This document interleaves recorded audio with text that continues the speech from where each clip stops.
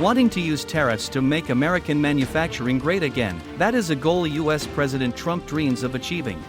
But according to his Commerce Secretary Lutnick, America will have millions of people turning screws to make iPhones, yet he also quietly exempted mobile phones and other tech products from certain reciprocal tariffs. American politicians are making ambitious claims about reviving manufacturing. Of course, the Make America Great Again rhetoric of Donald Trump has now come to mean revamping manufacturing at all costs. Unfortunately, this political optimism by US politicians cannot replace hard economic realities. The United States thinks that it can quickly replicate China's manufacturing dominance. This is a dangerous, naive kind of wasteful thinking. The vision of Made in America is indeed out of touch with the current realities and urgently needs reconsideration.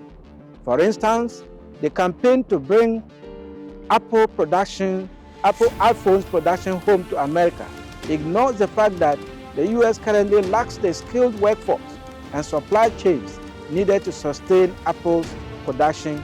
The hard truth is right before our eyes. Very few Americans are willing to throw themselves into manufacturing, making the labor force element something of an illusion. Furthermore, if the goal is to use higher tariffs to force companies to relocate to America, the US currently lacks the kinds of guarantees investors would need. The former CEO of Apple, Steve Jobs, once said that Apple needed about 30,000 on-site engineers to support iPhone's production, something which simply doesn't exist in the US. Comparing US to China, Tim Cook once said and emphasized that China's advantage isn't just cheap labor, but unmatched skill depth. Thus, qualitatively and quantitatively, the United States cannot match China with tooling engineers. While it is possible for the US to rebuild its workforce, it is not feasible to do so overnight, as President Donald Trump thinks. A decade-long overhaul of the educational apprenticeship program is required to achieve this. Until this is done, the quest to industrialize speedily and at all costs remains a fiasco.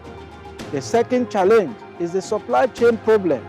Currently, China has an unrivaled manufacturing ecosystem involving logistic network supply clusters and component producers, developed, serviced, and sustained for over 30 years, which give it the advantage it now has.